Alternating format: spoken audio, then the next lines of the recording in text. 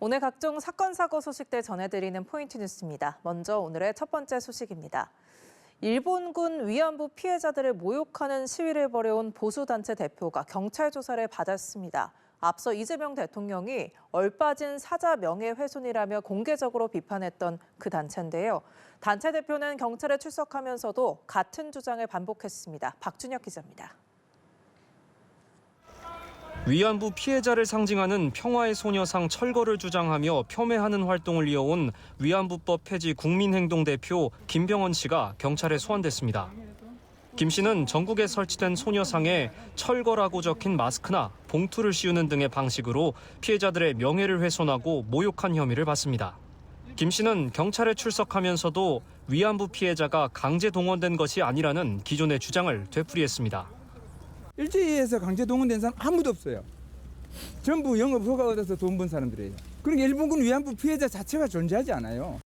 김 씨는 취재진과 설전을 벌이기도 했습니다. 피해자가 맞죠. 김한에 의한 피해자. 아니 중요한 건 그 가해자가 일본군이냐 아니냐예요. 일본군이 성착취를 했지만 가해자는 아니다라고 보시는 거죠? 성착취가 어떤 게 성착취예요? 기만에 의해서 끌려간 아니, 피해자들을 누가 성적으로 기만을 착취했다면 해? 가해자죠. 아니 누가 기만을 해? 아 참 답답하네. 김 씨는 소녀상이 설치된 서울 관내 고등학교 앞에서 미신고 집회를 연 혐의도 함께 받습니다. 소녀상 관련 불법 집회에 대해 집중 수사관서로 지정된 서울 서초경찰서는 경남 양산경찰서로부터 김 대표 관련 사건도 함께 넘겨받아 수사 중입니다. 앞서 이재명 대통령은 이 단체를 두고 얼빠진 사자 명예훼손이라며 사람이라면 이럴 수는 없는 것이라고 강하게 비판했습니다. 김 씨는 조사에 앞서 이 대통령이 자신을 모욕했다며 고소장을 제출하기도 했습니다. 연합뉴스TV 박준혁입니다. 네, 다음 소식입니다. 광주에서 50대 괴한이 여성 홀로 있던 점포에 침입해 흉기 강도 행각을 벌였습니다.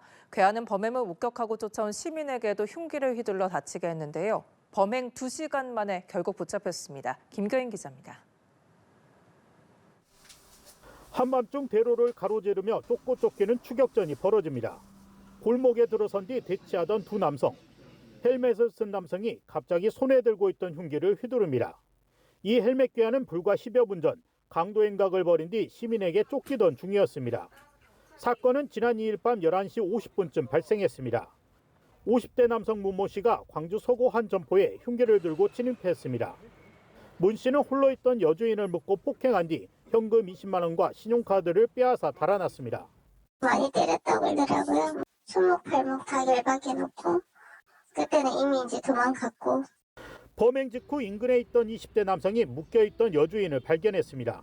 주변에 신고를 요청한 뒤 흉기를 들고 있던 문 씨를 쫓기 시작했습니다. 강도는 범행을 목격하고 400m를 쫓아온 20대 시민에게 흉기를 휘두른 뒤 이곳에서 택시를 타고 달아났습니다. 문 씨는 범행 2시간 만에 한 PC방에서 경찰에 붙잡혔습니다. 생활비를 마련하기 위해 범행을 저질렀다고 진술했습니다. 여주인과 흉기에 찔린 남성은 병원 치료를 받았습니다.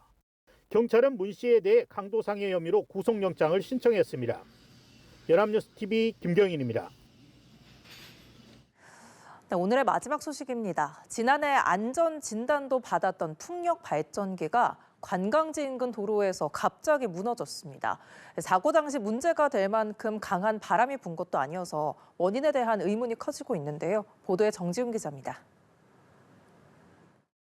도로에 잠깐 차를 세운 순간 눈앞에서 풍력 발전기가 무너집니다. 깜짝 놀란 운전자는 급히 후진으로 차를 빼며 놀란 가슴을 쓸어내립니다. 또 다른 곳에서 촬영된 화면에서도 사고는 순식간에 벌어집니다. 풍력 발전기 허리가 갑자기 꺾이면서 기둥에 부딪힌 날개는 산산조각나 주변으로 파편이 튀어오릅니다. 사고는 지난 2일 오후 4시 40분쯤 경북 영덕군 창포리 풍력 발전단지에서 발생했습니다. 인명피해는 없었지만 떨어진 파편으로 인근 관광시설 일부가 파손됐고 도로도 한때 통제됐습니다. 사고 당시 순간 풍속은 초속 12.4m, 풍력 발전기 가동을 중단하는 기준인 초속 20m엔 미치지 못한 수준이었습니다.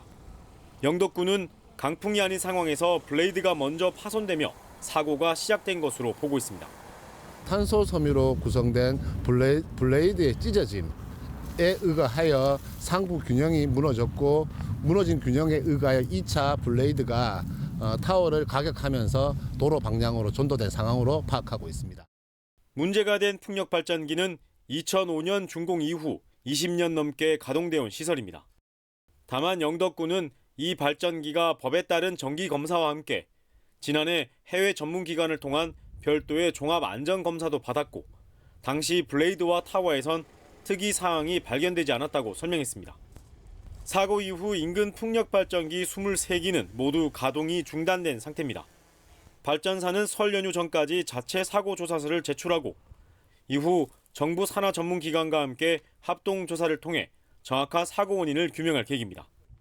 사고 지점은 평소 관광객 통행이 잦은 영덕 조각공원 인근 도로로 조사 결과에 따라 노후 풍력 발전 시설 전반의 안전관리 기준을 점검해야 한다는 지적도 나오고 있습니다. 연합뉴스TV 정준입니다.